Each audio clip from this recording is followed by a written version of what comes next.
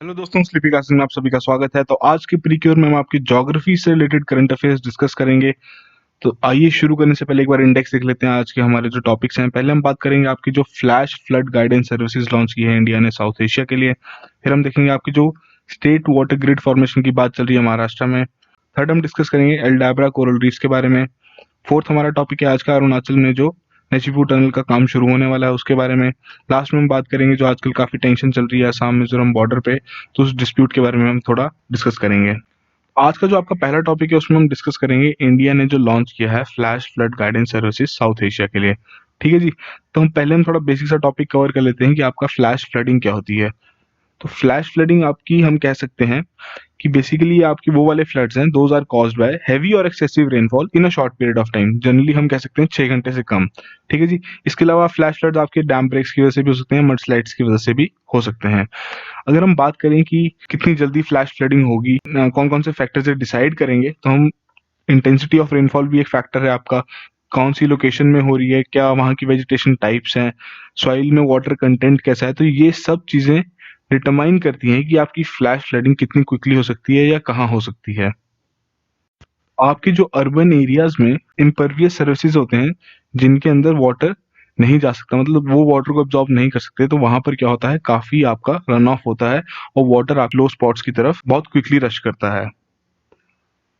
India ने जो basically आपका flash flood guidance services launch की हैं वो आपके साउथ एशियन कंट्रीज के लिए लॉन्च की हैं, और कंट्रीज आपकी कौन कौन सी हैं, बांग्लादेश, भूटान, नेपाल एंड श्रीलंका। बेसिकली आपके इसमें इम्पैक्ट बेस्ड फॉरकास्टिंग इशू करेंगे, और ये डिजाइन किया गया है आपका आईएमडी द्वारा, इंडियन मेटेरोलॉजिकल डिपार्टमेंट द्वारा। बेसिकली जो आपकी इसमें वार्निंग्स दी जाएंगी तो ये कोशिश रहेगी 6 से 12 घंटे पहले ही एडवांस में इस तरीके की वार्निंग्स जिस एरिया में वो इम्पैक्ट करने वाला है वहां पर दे दी जाए। इंडियन मेटेरोलॉजिकल डिपार्टमेंट ने इस फ्लैश फ्लड गाइडेंस सर्विसेज की परफॉर्मेंस टेस्ट करने के लिए रिसेंटली ही जो मानसून हमारे हुए थे उसमें इसको टेस्ट किया था, और इसकी जितनी भी आपकी फ्लैश फ्लड्स बुलेटिन्स थी वो इशू कर दी गई थी नेशनल हाइड्रोलॉजिकल एंड मेटीरियोलॉजिकल सर्विसेज को उस पर्टिकुलर रीजन के, ताकि वो वैलिडेट कर सकें कि उनका डेटा कितना एक्यूरेट है। तो अगर हम इसके गाइडेंस सिस्टम के बारे में बात करें किस तरीके से वार्निंग्स एंड नोटिस इशू करेगा, तो वो दो तरीके से कैटेगराइज किया है इन्होंने। एक आपके थ्रेट्स होंगे जो कि 6 घंटे एडवांस में दे दिए जाएंगे, दूसरे आपके रिस्क होंगे जो कि 24 घंटे एडवांस में दे दिए जाएंगे, और ये प्रोवाइड किए जाएंगे regional centre to national meteorological and hydrological services द्वारा। National and state disaster management authorities और जितने भी स्टेक होल्डर्स इन्वॉल्व हैं इसमें, सबको इसमें इंक्लूड किया जाएगा ताकि नेसेसरी मिटिगेशन मेजर्स लिए जा सकें टाइम रहते ही, ताकि किसी भी प्रकार का जो आपका हम कहें लॉस ऑफ लाइफ है या प्रॉपर्टी है हम उसको अवॉइड कर सकें।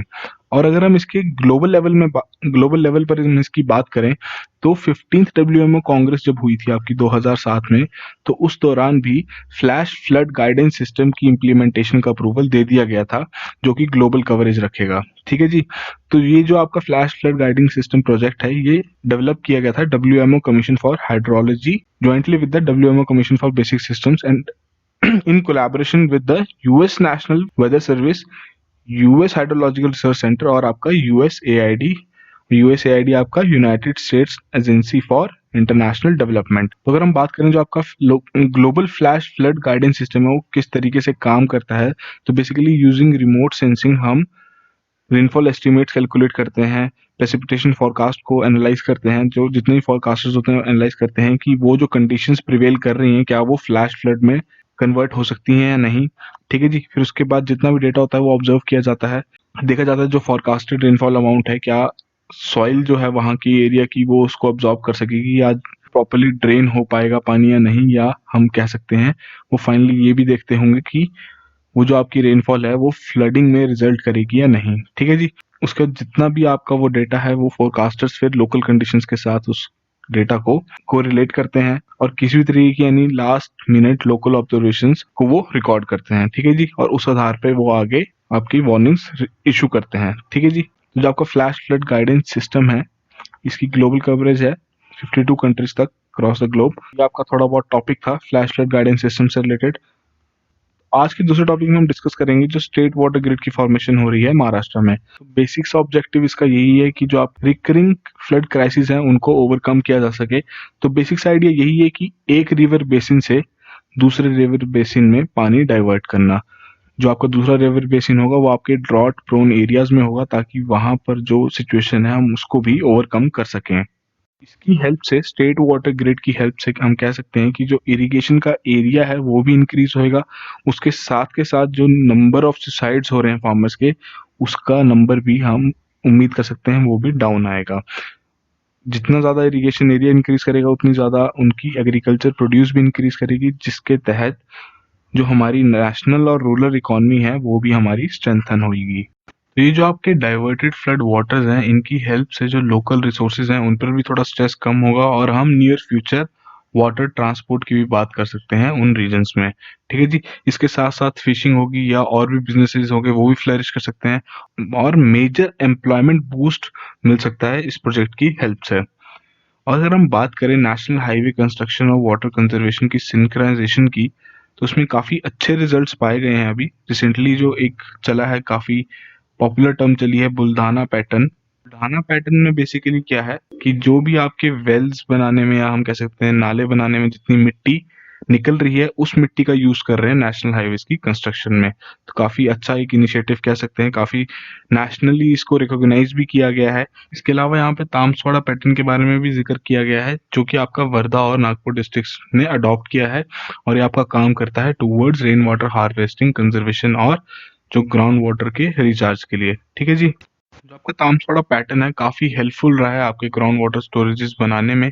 इसके साथ के साथ ये आपकी flood free as well as drought free situation create कर देता है, और ये काफी हेल्पफुल रही है in the preservation and conservation of traditional natural water bodies में। ठीक है जी। तो जो आपका नेशनल वाटर ग्रिड है, जो ये प्लान है, कॉन्सेप्ट हमने आपको पहले भी बताया कि ये आपका सरप्लस बेसिन से डेफिसिट बेसिन में वाटर ट्रांसफर करेगा by the interlinking of reverse. अगर हम यहाँ देखें, जो आपका रिवर बेसिन है ब्लू लाइन से सारे मेंशन्ड हैं, तो जो आपके रेड लाइन से मेंशन्ड है वो आपका वाटर ट्रांसफर लिंक की तरह काम करेगा। तो इस तरीके से ये प्लान है, देखते हैं किस तरीके से एग्जीक्यूट किया जाता है।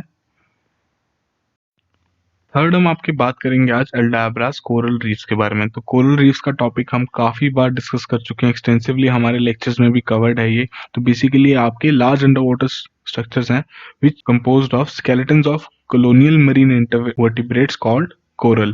तो आपके जो कोरल स्पीसीज होते हैं वो बेसिकली आपके रीफ्स बिल्ड करते हैं, जिन्हें हम हर्माटिपिक भी कहते हैं। ठीक है जी। मतलब उसका हार्ड मतलब है। तो जो कोरल्स होते हैं वो एक्सट्रैक्ट करते हैं आपको कैल्शियम कार्बोनेट सी वाटर से, ताकि वो एक हार्ड ड्यूरेबल एक्सोस्केलेटन क्रिएट कर सकें अपनी सॉफ्ट सैक लाइक बॉडीज को प्रोटेक्ट करने के लिए। जैसे ये टाइम बीतता जाता है, जैसे जैसे सेंचुरीज पास होती जाती हैं, तो कोरल रीफ ग्रेजुअली ग्रो करते जाते हैं from one tiny exoskeleton at a time, और ये मैसिव फीचर्स बन जाते हैं हमारे मरीन एनवायरनमेंट के। टाइप्स के बारे में हम पहले भी कवर कर चुके हैं, आपकी फ्रिंजिंग होती है, बैरियर होती है, अटोल होती है। आप हमारे लेक्चर्स में जाके इनको डिटेल में पढ़ सकते हैं इनके बारे में।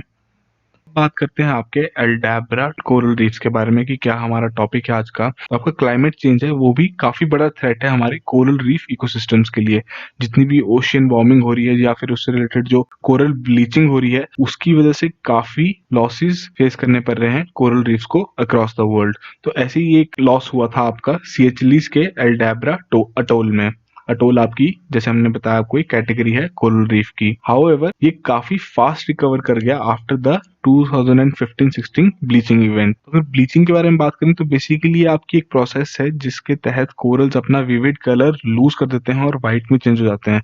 तो जो एल्गी प्रेजेंट होती है कोरल रीफ्स के अंदर, जो कि काफी सिम्बायोटिक रिलेशनशिप्स में होती है कोरल्स के साथ, जो कि उनको खाना प्रोवाइड करता है, वो मर जाते हैं due to ocean warming and acidification, जिसकी वजह से ब्लीचिंग होना शुरू हो जाती है। अगर इसी तरीके से ब्लीचिंग कंटिन्यू रहेगी तो कोरल्स विल इवेंचुअली डाई। ठीक है जी। तो हम ये कह सकते हैं कि जो आपकी कोरल ब्लीचिंग है और जो है हमारा क्लाइमेट चेंज की वजह से जो हमारे कॉन्सिक्वेंसेस बियर करने पड़ रहे हैं, ये काफी बड़ा थ्रेट है हमारी ओशियनिक बायोडाइवर्सिटी के लिए। तो एल्डाब्रा के बारे में अगर हम बात करें तो ये आपका दुनिया का सबसे बड़े अटोल्स में से एक है, और ये आपकी यूनेस्को वर्ल्ड हेरिटेज साइट है इन सिएचलीज, और आपका इंडियन ओशन में लोकेटेड है। को एडवाइस करूंगा, अगर आपने कोरल रीफ्स के बारे में आपने डिटेल में नहीं पढ़ा है तो आप हमारे लेक्चर्स में जाके आप इसको इजीली कवर कर सकते हैं। वहां से आप अपने नोट्स भी प्रिपेयर कर सकते हैं, क्योंकि इस तरीके के टॉपिक्स जो होते हैं वो काफी इंपॉर्टेंट होते हैं एग्जाम पॉइंट ऑफ व्यू से। आज का जो फोर्थ टॉपिक है उसमें हम बात करेंगे जो आपकी नेचुफू टनल का रिसेंटली फाउंडेशन स्टोन रखा गया है। अरुणाचल प्रदेश में। तो जो आपकी नचिकू टनल है ये आपकी पलीपारा चारद्वार तवांग रोड पर कंस्ट्रक्ट की जाएगी। और बेसिक सा ऑब्जेक्टिव इसका यही है कि जो आपका एरिया बॉर्डर करता है चाइना को अरुणाचल प्रदेश में, उसको हम और ज़्यादा इजीली एक्सेस कर सकें। हमारी डिफेंस फोर्सेस हैं वो उसको और ज़्यादा इजीली एक्सेस कर सकें। और ये आपका कंस्ट्रक्ट किया जाएगा बीआरओ द्वारा, बॉर्डर रोड्स ऑर्गेनाइजेशन द्वारा। तो रिसेंटली अगर आप देखें कि जो भी ट्रेंड चल रहा है इंडिया के डिफेंस में, जितना भी बॉर्डर के साथ वाला एरिया है उसको वो काफ़ी इंफ्रास्ट्रक्चरली डेवलप कर रहे हैं, ताकि अगर इन नियर फ्यूचर किसी भी तरीके का कोई क्लैश या कोलिजन होता है तो हम इजीली उस चीज़ को हैंडल कर सकें, हमारी डिफेंस फोर्सेस को पूरी सपोर्ट प्रोवाइड की जा सके। जैसे रिसेंटली ही जो अटल टनल मनाली में खुली है, मनाली से लेह लद्दाख वाला जो डिस्टेंस था वो काफ़ी कम हो गया है। ईयर अराउंड अब हम लेह लद्दाख वाला जो एरिया है उसको कवर कर सकते हैं। स्ट्रेटेजिकली वन बाय वन ऐसे प्रोजेक्ट्स आते जा रहे हैं। तो इन चीज़ों को आप अपने, जैसे जो सिक्योरिटी का आंसर होगा या डिफेंस से रिलेटेड अगर आपको कोई क्वेश्चन आता है तो इसमें आप इन पॉइंट्स को पेश कर सकते हैं। बीआरओ के बारे में बात करनी है तो बेसिकली आपकी Indian army corps of engineers है, जो कि बॉर्डर एरियाज में आपके रोड नेटवर्क का काम करती है, इनको डेवलप करती है और मेंटेन करती है। तो ये अभी आपके 21 स्टेट्स, 1 यूनियन टेरिटरी और कुछ आपके नेबरिंग कंट्रीज में इनके ऑपरेशंस कंडक्ट हो रहे हैं। ये छोटा सा टॉपिक था आपके लिए। आज के हमारा जो लास्ट टॉपिक है, 5th टॉपिक है, उसमें हम बात करेंगे आपके असम मिजोरम बॉर्डर डिस्प्यूट के बारे में। तो रिसेंटली ही काफी टेंशंस चल रही हैं इस बॉर्डर पर। तो अगर हम बात करें, ये डिस्प्यूट आपका काफी पहले से है, कॉलोनियल एरा से है, जब ब्रिटिश एडमिनिस्ट्रेशन ने अपनी एडमिनिस्ट्रेटिव नीड्स के लिए डिमार्केशन की थी। तो अगर हम असम के बारे में बात करें तो इन्हें कॉन्स्टिट्यूएंट स्टेट का दर्जा मिला था 1950 में। और अगर हम मिजोरम के बारे में बात करें तो बेसिकली पहले ये आपका असम का ही पार्ट था, but later out it was carved out as an union territory और लेटर इसको स्टेटहुड मिला था 1987 में via the state of Mizoram act of 1986। जो इंटर स्टेट बॉर्डर है काफी ज्यादा इनका एरिया ये शेयर करते हैं, 164.6 किलोमीटर। कुछ डिस्ट्रिक्ट्स हैं असम के जो मिजोरम के कुछ डिस्ट्रिक्ट के साथ बॉर्डर शेयर करते हैं, तो वहां पर काफी आजकल टेंशन चल रही है। तो अगर हम बात करें कि डिस्प्यूट किस बात का है, तो जो आपकी 1875 की नोटिफिकेशन है और 1933 की डिमार्केशन है, तो इन दोनों के बीच में डिस्प्यूट चलता है कि गवर्नमेंट ऑफ मिजोरम है वो आपकी फॉलो करना चाहती है 1875 की नोटिफिकेशन को, बट आपकी जो असम की सरकार है वो फॉलो करना चाहती है आपकी 1933 की डिमार्केशन को। तो 1875 की नोटिफिकेशन के तहत जो आपकी लुशाई हिल्स हैं उनको अलग कर दिया गया था काचार के प्लेन्स से, और जो आपकी 1933 की नोटिफिकेशन है उसके तहत एक बाउंड्री मार्क कर दी गई थी लुशाई हिल्स और मणिपुर के बीच में, जिसमें मिजोरम जो सोसाइटी थी उसको कंसल्ट नहीं किया गया था।